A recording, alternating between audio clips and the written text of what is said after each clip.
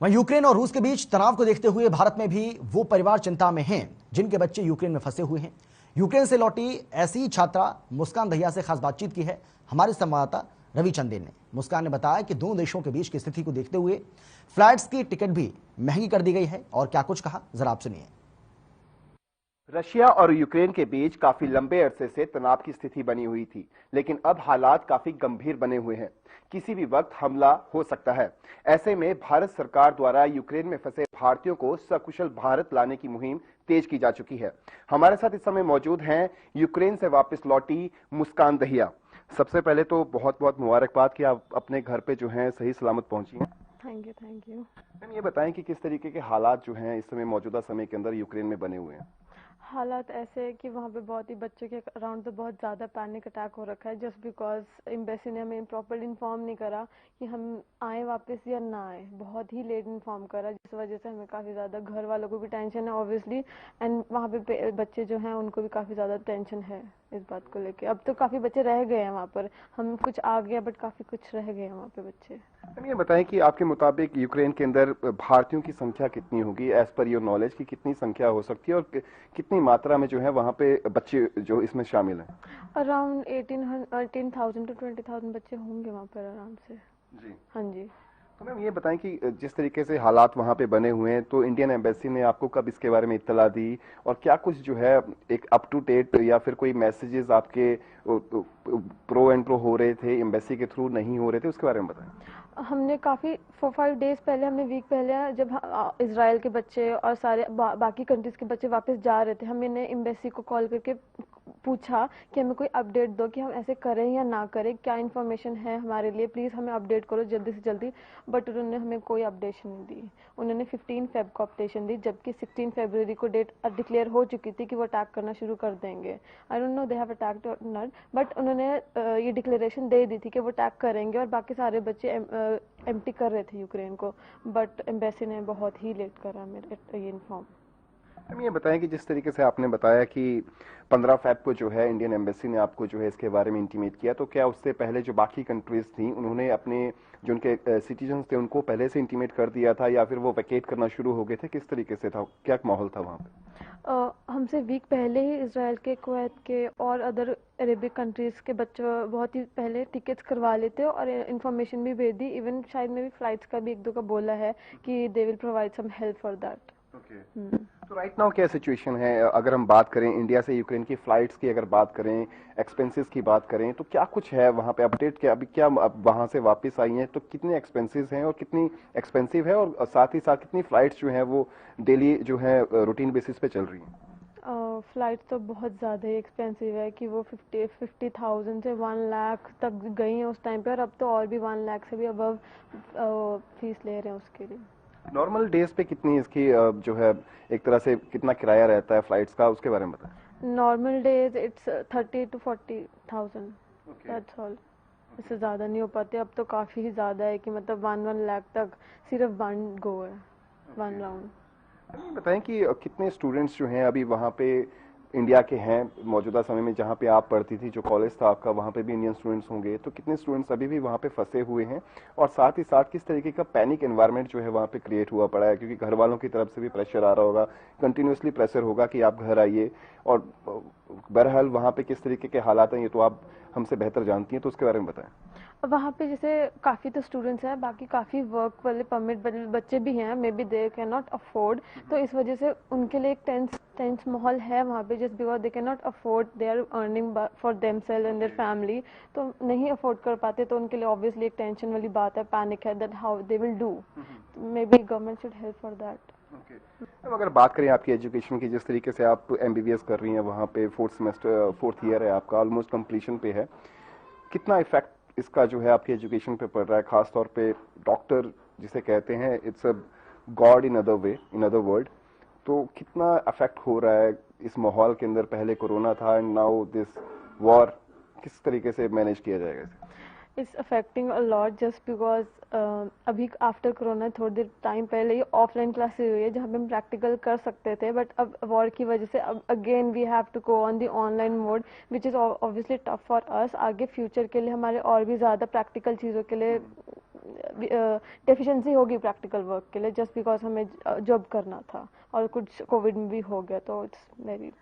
Thank you so much. तो ये थी हमारे साथ मुस्कान दहिया, जिन्होंने बताया कि भारत सरकार द्वारा काफी लेट जो है रिस्पांस किया गया, जिसके तहत काफी परेशानियों से जो है भारतीय मूल के निवासियों को यूक्रेन में गुजरना पड़ा। हालांकि अब जो है भारत सरकार द्वारा जो है बाकायदा इंडियन एम्बेसी द्वारा यूक्रेन के अंदर जो है एक मैसेज जो है वो स्प्रेड कर दिया गया है और लगातार जो है अब यूक्रेन से वापस जो है भारतीय जो है वो लगातार वापस आ रहे हैं। चंडीगढ़ से हर खबर हरियाणा के लिए रवि चंदेल के साथ कैमरा पर्सन। वहीं मुस्कान दहिया के परिवार से भी खास बातचीत की है हमारे संवाददाता रवि चंदेल ने। क्या कुछ कहा, जरा सुनिए आप। हमारे साथ मुस्कान दहिया के फादर भी मौजूद हैं। इनसे जानते हैं कि आखिरकार जिस तरीके के हालात जब यूक्रेन में बने हुए थे, एक जाहिर सी बात है कि अपनी बेटी के लिए एक पीड़ा जो होती है वो आप ही समझ सकते हैं सबसे ज्यादा। किस तरीके के गुजर रहे थे आप उस समय? बहुत दर्दनाक समय था और दिमाग में इतनी टेंशन थी कि हम बहुत परेशानी में, और बहुत फिर बच्चों को बोला कि बेटा कैसे भी हो, जिस तरह भी हो, बेटी को, पोती है मेरी, तो उसके पापा तो भी आए नहीं, वैसे मैं दादू हूँ इसका। तो फिर हमने वहाँ का जैसे भी हुआ टिकट का इंतजाम किया फ्लाइट की। तो ये भी बहुत परेशान थी कि मैं कब घर पहुंचूं और मैं सेफ तरीके से यहाँ से निकल पाऊं। और बड़ी मुश्किल से तो हम किसी तरह लोन लेके या कुछ उधार लेके तो बच्ची को हम पढ़ा रहे हैं इतनी महंगाई के टाइम के अंदर। फिर भी ये आपस में देशों की वजह से, लड़ाई झगड़े की वजह से, तो हमें बहुत परेशानी उठानी पड़ रही है और एक वर्ल्ड वार का खतरा बना हुआ है, तो उस वजह से बहुत टेंशन में है। जी आप बताएं, जब मुस्कान जब वापस घर लौटी तो फर्स्ट रिएक्शन क्या था?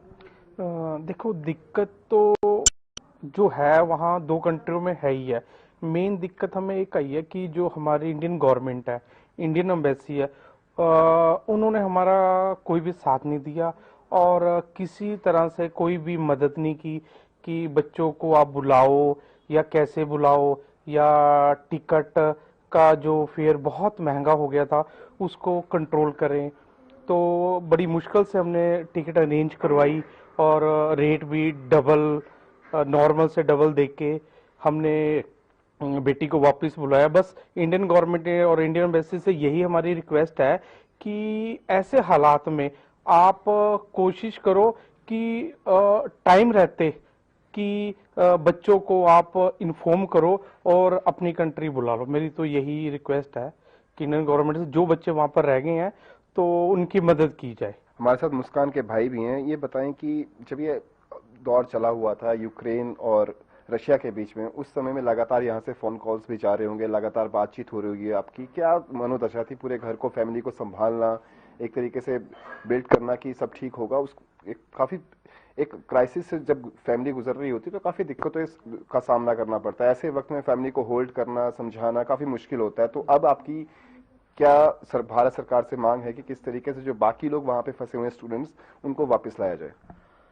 देखिए, भारत सरकार से तो यही रिक्वेस्ट है कि कुछ एक्शन ले वहाँ के स्टूडेंट्स के लिए, ताकि वो अपने अपने घर आ सकें। और कई ऐसे फैमिलीज भी हैं जो टिकट्स इतनी महंगी नहीं अफोर्ड कर सकती। मिडिल क्लास फैमिली नहीं अफोर्ड कर सकती इतनी महंगी टिकट्स। तो भारत सरकार को कुछ करना चाहिए उसके लिए। और रहा माहौल घर का, टेंस था, काफ़ी टेंस था।